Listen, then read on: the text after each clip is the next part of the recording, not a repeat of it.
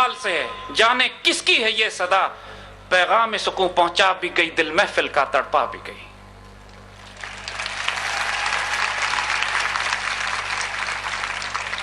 1932 میں وہ افغانستان جاتے ہیں، اور میرے بچوں یاد رکھو یہ بات، یہ وہ وقت دیکھو جب کیا ہے کہ جو دنیا پہ تاریکی کا جو عالم قائم ہو چکا تھا، خلافت اسلامیہ ٹوٹ چکی تھی، مسلمانوں کے 1400 سال کی مسلمان تاریخ میں ایسا زوال، ایسی تاریکی مسلمانوں کے پاس نہیں آئی تھی کہ مسلمانوں کا مرکز توڑ کے الگ کر دیا جائے۔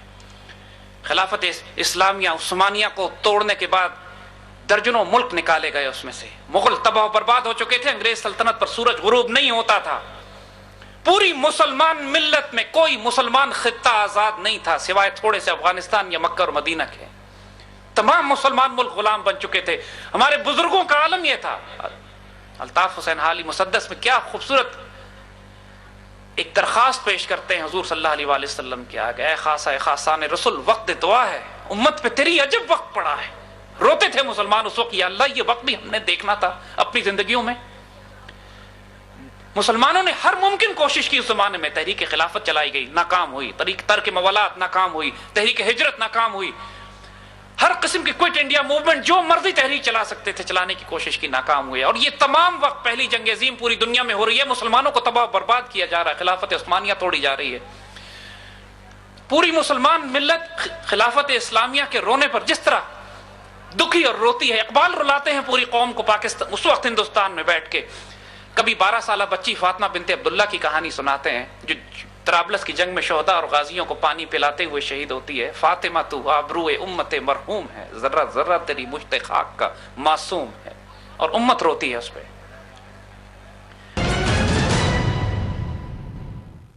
خلافت اسلامیہ کو توڑا جا رہا ہے تو اقبال بے چین ہو کے پھر اپنا دکھ بیان کرتے ہیں امت کے آگے، اپنے رب کے آگے، کہ ہاشمی بیچ رہا ہے آبرو دین مصطفیٰ، خاک و خون میں لٹ رہا ہے ترکمان سخت کوش۔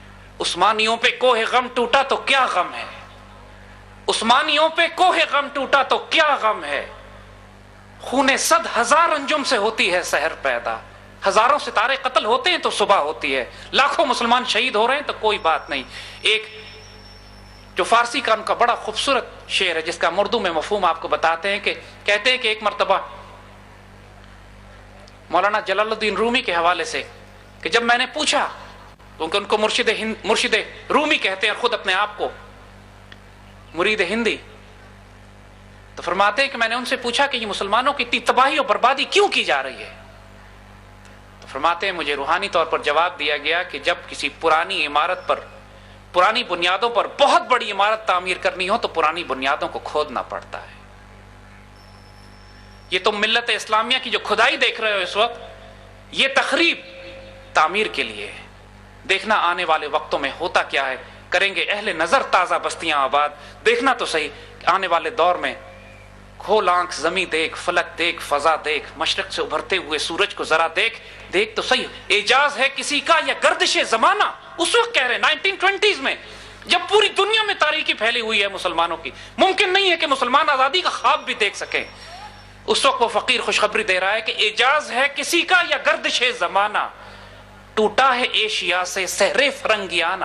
لوگوں نے اعتراض کیا، 1938 میں اقبال کا انتقال ہوتا ہے، لوگوں نے اعتراض کیا اس سے پہلے کہ آپ تو کہا کرتے تھے پاکستان بنے گا، آپ تو کہتے تھے کہ ہمارا ایک الگ خطہ زمین ہوگا، آپ تو کہتے تھے کہ مسلمان عروج حاصل کریں گے، آپ تو کہتے تھے ہم سے کام لیا جائے گا دنیا کی امامت کا۔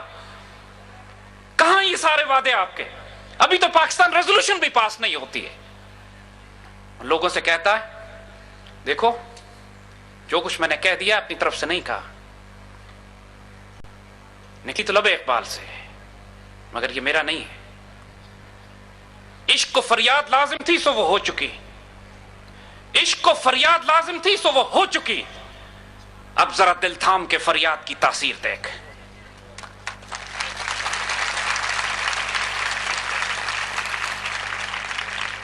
اللہ تعالیٰ اس فریاد کی تاثیر 1940 میں دکھاتے ہیں کہ جب لاکھوں مسلمان جمع ہوتے ہیں ایک مرکز پر اور خدا کو بتاتے ہیں کہ یہ ہماری رضا ہے۔ جب خدا بندوں سے پوچھتا ہے بتا تیری رضا کیا ہے، کیا چاہتے ہو؟ میں نے کہا رب ہم پاکستان چاہتے ہیں۔ جواب دیا گیا قربانی دینی پڑے گی، تو واللہ ہم تیار ہیں، ہم دیں گے۔ گھر بار جان مال عزت آبرو لٹوانی پڑے گی، ہم کریں گے، لاکھوں مسلمان قتل ہوں گے، ہم دیں گے یہ قیمت۔ آئیں اس پاکستان کی خوشخبری اور دیتے ہیں آپ کو۔ یہ پاکستان جس کو بنانے کا خواب علامہ اقبال کی زبان سے ہمیں سنایا گیا، وہ خواب میرے بچوں رات سوتے کا خواب نہیں تھا۔ اللہ کے ولیوں کے بشارتیں اور خوشخبریاں جو دن میں جاگتی ہوئی بشارت وہ سناتے ہیں، یہ وہ خواب ہوتے ہیں کہ جو لکھ دیے جاتے ہیں کہ انہوں نے ظہور پذیر ہونا ہے۔ اسی طرح اس پاکستان کے حوالے سے جو حیرت انگیز ترین خوشخبریاں ہیں آج آپ کو وہ سناتے ہیں، اور پھر اقبال کا وہ رول کہ جو آنے والی صدیوں میں، آنے والے وقتوں میں علامہ اقبال نے اس پاکستان کے ساتھ جو اس پاکستان کو مرکز بنا کر جو خوشخبریاں آپ کو دی گئی ہیں، میرے بچوں اس پاکستان کو عام ملک نہ سمجھنا کبھی۔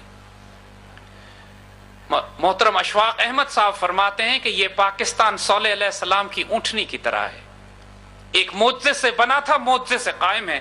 جس نے اس کی عزت کی، 7 نسلیں نوازی چلی جائیں گی۔ جس نے اس کو نقصان پہنچایا، نہ اس کی نماز کام آئے گی، نہ روزہ، نہ حج، نہ زکوٰۃ، تباہ و برباد کر دیا جائے گا۔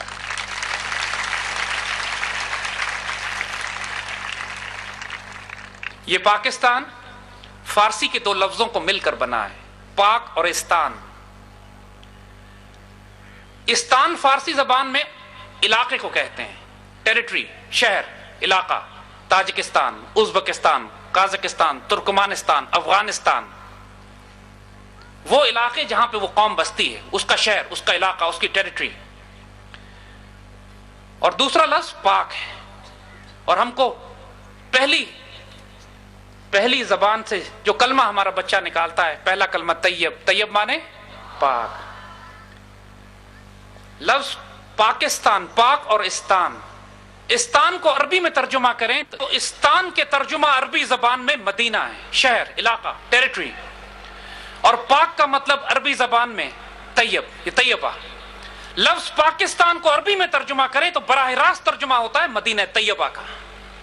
1948 میں اسرائیل کا قیام آتا ہے تو ڈیوڈ بن گوریان، اسرائیل کا فاؤنڈنگ فادر، اپنی قوم کو وصیت کرتا ہے کہ ہمیں عربوں سے خطرہ نہیں ہے، عربوں کو ہم تباہ کر چکے ہیں، ہمیں خطرہ اب پاکستان سے ہے۔ آنے والے وقت میں جو کچھ ہو سکے اس پاکستان کو تباہ کر دینا، کیونکہ اگر پاکستان قائم رہا تو اسرائیل تباہ ہو جائے گا۔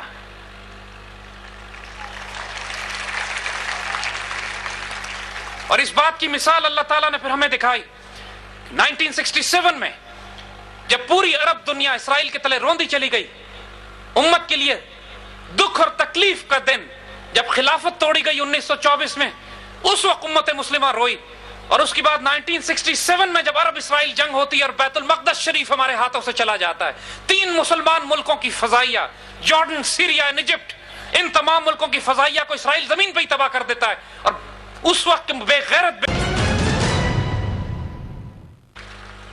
جس پاکستان کو لوگوں نے یہ کہا تھا کہ 71 کے بعد یہ بچ نہیں سکے گا، پہلے کہتے تھے 47 کے بعد یہ پاکستان نہیں بچے گا، وہ ملک جس کے پاس تنخواہیں دینے کے پیسے نہیں تھے، وہ ملک جس کے گورنر جنرل نے اپنی تنخواہ 1 روپے مقرر کی تھی، قائد اعظم نے، وہ ملک جس کے سرکاری دفاتر ٹینٹوں میں لگائے جاتے تھے، جس طرح آج ہم شامیانے میں بیٹھے ہیں، یہ تو بہت خوبصورت شامیانہ ہے، بڑے بڑے وزراء کے، بڑے بڑے حکمرانوں کے شامیانے ہوتے تھے، لکڑی کے کریٹ پہ بیٹھتے تھے اور درختوں سے کانٹے توڑ کر کامن پن بنائی جاتی تھی جس سے کاغذ جوڑا جاتا تھا، اور کاغذ بھی نہیں تھا، سگریٹ کے ڈبوں کے اوپر سرکاری خطوط لکھے جاتے تھے۔ وہ پاکستان جس پہ 50 لاکھ مہاجرین کا بوجھ تھا، اس پاکستان کے بارے میں کہا گیا تھا کہ یہ چند ماہ سے زیادہ نہیں چل سکے گا، اور اللہ کے فضل سے نہ صرف یہ کہ ہم قائم اور باقی رہے، 71 کی چوٹ بھی ہم نے کھائی، کوئی بات نہیں، قوموں کو لگتی ہے زندہ قوموں کو چوٹیں، ہم سیکھتے ہیں اس سے، لیکن 71 کے بعد چند سال کے عرصے میں ہم نے جو کارنامے انجام دیے، دنیا کی عقلیں دنگ ہیں کہ یہ پاکستانی کس مٹی کے بنے ہوئے ہیں، ان پر کیا فضل ہے اللہ کا کہ یہ قوم ہر دفعہ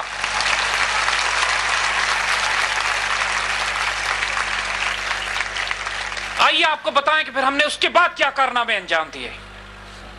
اسی زمانے میں پاکستان کا ایٹمی پروگرام شروع کیا جاتا ہے، اسی زمانے میں پاکستان ایک اگریسو فورن پالیسی بلڈ کرتا ہے چین کے ساتھ، نارتھ کوریا کے ساتھ، اور یہ بات کہ پاکستان میں چاہے سو کالڈ پولیٹیکل جمہوری حکمران ہوں یا ایک فوجی حکمرانی ہو، جو پاکستان کے اس دور میں پاکستان کی ڈیفنس اور سیکیورٹی کے حوالے سے جو ہماری ایکسٹرنل فورن پالیسی تھی وہ حیرت انگیز تھی. پاکستان نے 1979 میں سوویت انویژن ہوتی ہے افغانستان میں. اب ایک تاریخ کے ایک نئے دور کا آغاز ہوتا ہے. بچوں ذرا اس کو غور سے سنو کہ اس کے بعد اللہ تعالیٰ نے اس پاکستان سے کیا کام لیا. پوری دنیا میں پاکستان پر پابندیاں لگی ہوئی تھیں کہ پاکستان ایٹمی ہتھیار بنا رہا ہے, لہذا اس کو کوئی امداد فوجی یا اقتصادی نہیں دی جائے گی. پاکستان نے اس وقت جب فیصلہ کیا کہ ہم افغانستان میں جا کے روس سے تصادم کریں گے, ایک طرف اپنی سرحدوں کو محفوظ کرنا تھا, سینٹرل ایشیا کے مسلمانوں کو آزاد کرنا تھا. یہ اللہ تعالیٰ نے ہمیں ایک غیر معمولی موقع دیا.